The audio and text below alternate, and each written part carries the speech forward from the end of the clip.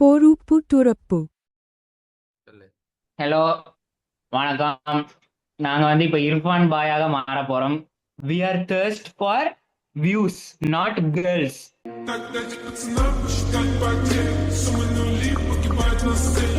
Big Boss பத்தி நாங்களும் boomer மாதிரி உட்கார்ந்து பேச போகிறோம். Thanks to Irfan's you for this motivation. Bro went from food to family. Welcome to Bigg Boss ரகலைகள்.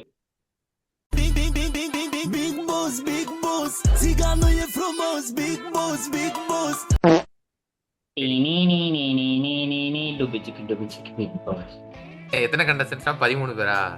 13 பேரு 13 பேரா 16 பேரா? 13 இல்ல 18 என்னமோ, 18ஓ 19ஓ. தெரியாது போ. நான் அதாவது பிக் பாஸ் பத்தி பேசுறேன்னா, பிக் பாஸ்ல வந்து நான் வந்து எனக்கு ரொம்ப பிடிச்ச சீசன் 3ஆம் சீசன். நான் அது மட்டும் தான் ஃபுல்லா பாத்துருக்கேன். மத்தபடி எல்லாம் கடிச்சு வச்ச மாதிரி கொஞ்சம் கொஞ்சம் தான் பாத்துருக்கேன். இது வந்து இப்போ எப்படி இருக்குன்னு தெரியல. இப்போ கொஞ்சம் வெட்டியா இருக்கும், அதனால இப்ப பாத்துக்கிட்டு இருக்கோம். என்ன என் பூல சிரிக்கிற? பார்த்தா நம்ம வாட்டர்மெலன் சார் இறக்கிட்டாங்க. ஐயோ, சொல்லுங்க ஏகே, அதோட உங்களோட இது என்ன? அது அதாவது இப்ப வந்து எப்படின்னா, ஒரு காலத்துல பிக் பாஸ்னா கொஞ்சம் சண்டை போடுறவன், பாடுறவன், ஆடுறவன், டேலண்டா உள்ளவன் எல்லாம் கூட்டிட்டு வருவாங்க. இப்போ விஜய் டிவி எப்படி இம்ப்ரூவ் ஆயிட்டாங்கன்னா, வேர்ல்டு கிளாஸ் டேலண்ட்ஸ். அதாவது இப்போ வேர்ல்டு கிளாஸ் டேலண்ட்ஸ்னா அவுத்து போட்டு ஆடுறது, பப்ளிக்ல நின்று பிஸ்ஸால சுத்துறது, அகோரி மாதிரி டான்ஸ் ஆடுறது, இது எல்லாத்தையும் புடிச்சு போட்டு, அதாவது விஜய் டிவி வந்து they're thinking out of the box, they're improving their standards. அந்த லெவலுக்கு கூட்டிட்டு போய் இவன்லாம் எப்படி புரியல. இவெல்லாம் வந்து நம்ம நெல்சனுக்கு ஆடிஷன் போனாலே வாட்டர்மெலன் ரிஜெக்ட் ஆகி வருவான். அவ்வளவு கேவலமானவன். அவன் எப்படி பிக் பாஸ் ஆடிஷன்ல செலக்ட் ஆகி பிக் பாஸ்குள்ள போனான்னு தெரியல. நெல்சனே அவனை ரிஜெக்ட் பண்ணுவான். எனக்கு புரியல. நான் கிருஷ்ணன் குட்டி சார், இந்த மாதிரி கண்டஸ்டன்ட் எடுக்கும் போது அடுத்த சீசன் யோசிச்சுக்கோங்க. அடுத்த சீசன் இந்த மாதிரி லூஸ் குதி நிறைய பேர் இருக்கான். டிடிஎஃப் வாசன், பூமாபட்டி ஊருங்க அப்படின்னு ஒரு 5-6 பேர் இருக்கானுங்க. அவனுங்க எல்லாம் இழுத்து போட்டீங்கன்னா அடுத்த சீசன் விஜய் சேதுபதியோட நீங்க இழுத்துட்டு போக வேண்டியதான். அதாவது அந்த ஆதிரை அவங்க சூப்பரா சொன்னாங்க. நான் இங்க மத்தவங்க எல்லாம் வந்து கஷ்டப்பட்டு வந்திருக்காங்க. அவங்க ஆக்சுவலா டேரக்டா சொல்லிட்டாங்க, இந்த இவரும் திவாகரும் அந்த அகோரியும் வந்து லூஸ் பண்ணி உள்ள வந்திருக்காங்க. அவங்க வந்து டிசர்விங்கே கிடையாது. சரி, ஓகே. வேற வேற கோலப்பன் பேசுங்க, கோலப்பன் பேசுங்க. பீஸ் காட்டினது போது பேசுங்க. பிக் பாஸ் பத்தி பேசும்போது பீஸ் எல்லாம் காட்டக்கூடாது, பேசுங்க. எப்படி தெரியுமா, ஆக்சுவலா எங்க வேன்ல ஏகேக்கு ஒரு பையன் பேரை மட்டும் பீட் பண்ணிடு வேணாம். அந்த பையன் எப்படின்னா உருட்டுவான், உலகமகா உருட்டுவான். எந்த லெவலுக்கு உருட்டுவான்னா, ஆக்சுவலா எங்க வீட்டு வாட்ச்மேன் வந்து அம்பானி, எங்க மேடு வந்து இன்னொரு பெரிய பாலிட்டிஷியன் பேரை சொல்லி அந்த பாலிட்டிஷியன், எங்க வீட்டு வேலைக்காரி வந்து இன்னொரு பாலிட்டிஷியன். இல்ல பேர சொல்ல விரும்பல, சொன்னா ஸ்ட்ரைக் வந்துடும். ஆனா இந்த லெவலுக்கு உருட்டுவான். எனக்கு திவாகரை பார்க்கும்போது எனக்கு சத்தியமா அந்த மாதிரிதான் தோணும். இவரு எந்த மனநிலையில உருட்டுறாரு. இப்போ எப்படி தெரியுமா, இப்போ உனக்கு ஒரு ஒப்பீனியன் இருக்குன்னு வையேன், நீ அதை 4 பேர்கிட்ட ஷேர் பண்ணுவோம். அந்த ஒப்பீனியனை 4-5 பேர் போட்டு பேஷ் பண்ணுவாங்க. அதுக்கப்புறம் தான் உனக்கே ஒரு கிளாரிட்டி கிடைக்கும். இந்த மனுஷன் அந்த ஃபர்ஸ்ட் கிளாரிட்டியே கிடைக்காம ரொம்ப குழந்தைத்தனமா பேசிட்டு இருக்காருன்னு எனக்கு இல்ல. குழந்தைத்தனமா பேசிட்டு இருக்கான். இல்ல இல்ல, அது என்ன நமக்கு டவுட் ஆகுதுன்னா, அவர் இயல்பாவே அப்படிதான் இருக்காரா, இல்ல அவர் வந்து நடிக்கிறாரானே புரிய மாட்டேங்குது. இப்போ யாராவது அவர் ஏதாவது லூஸ் இல்லாம ஏதாவது சொல்லிட்டு மத்தவங்க சொன்னா அவர் சொன்னதே திரும்பி திரும்பி சொல்லிட்டு இருக்காரு. இப்போ நாங்க கடைசியா பார்த்த அன்னைக்கு வந்து இந்த யூடியூப் அப்படின்னு சொல்லிட்டு ஒரு மாதிரி இலக்காரமா சொல்லியிருப்பாங்க. அப்போ வந்து விக்ரம் வந்து விக்ரம் அவரு தான். எனக்கு அவர் மேல கொஞ்சம் நம்பிக்கை இருக்கு. அவர் வந்து டக்குன்னு அது எப்படி நீங்க சொல்லலாம், எனக்கு சோறு போட்டதே அந்த யூடியூப் தான், நீங்க எப்படி சொல்லலாங்கிறது. இல்லம்மா நான் அப்படி அவன் பேசுறதை கேட்டாலே டென்ஷன் ஆகுதுடா.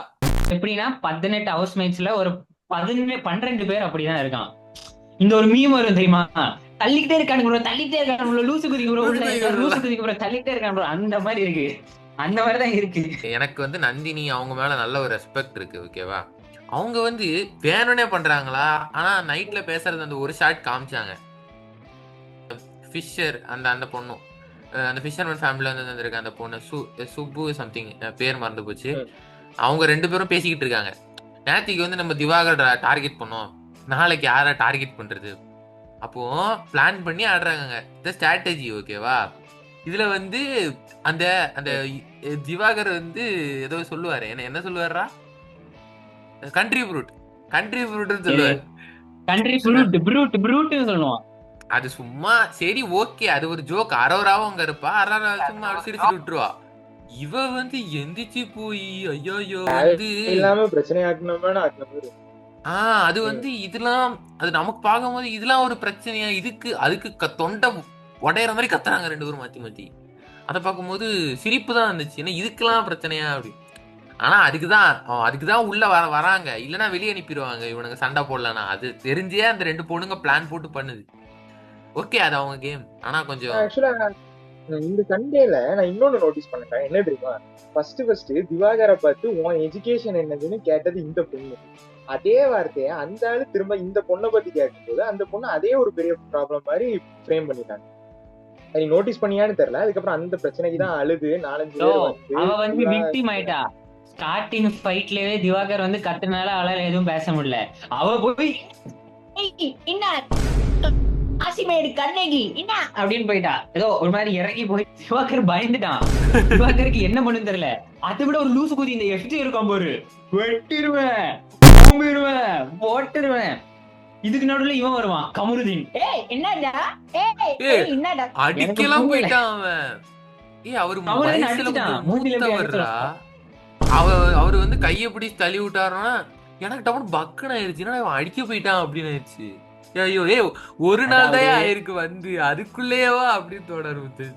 அதாவது நீங்க திவாகரை சும்மா அவர் என்ன பண்ணிட்டு இருக்காரோ விட்டீங்கன்னா அவனே ஒரு 2வது வாரம் வெளியே போயிருவான். எங்களுக்கு எல்லாம் அவனை பாக்குறது பிடிக்கல. அதாவது ஒருத்தனோட வாய்ப்பை அடிச்சுட்டு எதுக்கு இவன் எல்லாம் வந்திருக்கான்னு போறல. இதுக்கு கூமாப்பட்டி கூட்டிட்டு வந்திருந்தா கூட பிரச்சனை இல்ல.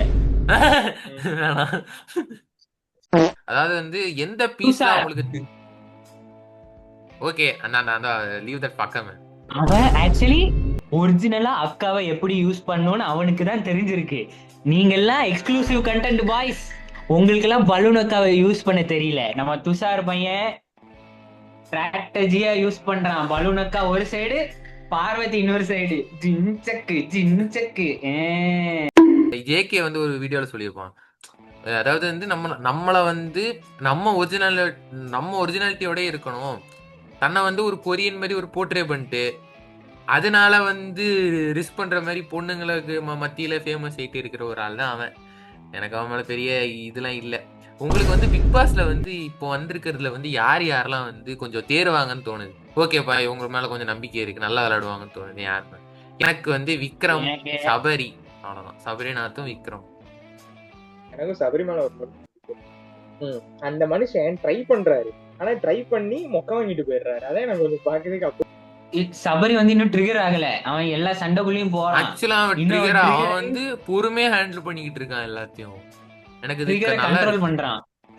முத்துக்குமரன் பண்ணுவான் தெரியுமா, நடுவுல போய் ட்ரிகரை கண்ட்ரோல் பண்றது சொல்லிட்டு ஏதோ பண்ணிட்டு இருப்பான். அந்த மாதிரி பண்றான் இவன்.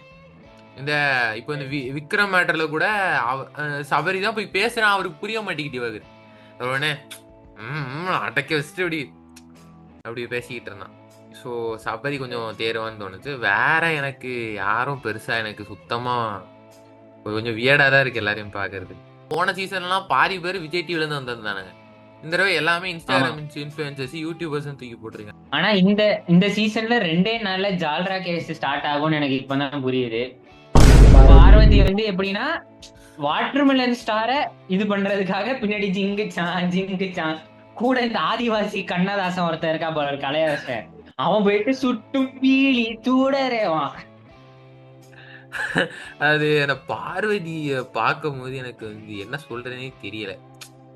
அது வந்து தன்னை ஒரு இன்டெலக்டா காட்டிக்கிட்டு இருக்காங்களா என்னன்னு எனக்கு புரியல. ஆனா வந்து எப்படின்னா ரொம்ப ஸ்மார்ட்டா காட்டுறா. ஆனா அப்படி கிடையாது, அங்க உள்ளவங்களும் அப்படிதான் நினைக்கிறாங்க. ஆனா அப்படி கிடையாது. அவங்க வந்து நந்தினியையும் இன்னொருத்தங்களையும் வந்து விஷம்னு சொன்னாங்க. ஆக்சுவலா அவங்களே ஒரு பெரிய விஷம் தான். அது வந்து இதுக்கு முன்னாடி நிறைய கான்ட்ரவர்சிஸ் அதுலயே நமக்கு தெரிய வந்த ஒரு விஷயம் இல்ல. ஆனா நான் ஒண்ணு மட்டும் நினைக்கிறேன், என்ன தெரியும், ஃபர்ஸ்ட் பார்வதி திவாகருக்கு சப்போர்ட் பண்ணிட்டு இருக்காங்க. முதல்ல பிளான் போட்டிருப்பாங்கன்னு நினைக்கிறேன். எல்லாரும் திவாகரை தான் போட்டு அடிக்க போறாங்க. நம்ம திவாகரை சப்போர்ட் பண்ணதுமா திவாகருக்கு கிடைக்க சிம்பத்தியில பாதி எனக்கும் கிடைக்கும்னு பிளான் போட்டிருக்காங்க. இப்ப என்ன ஆகும்,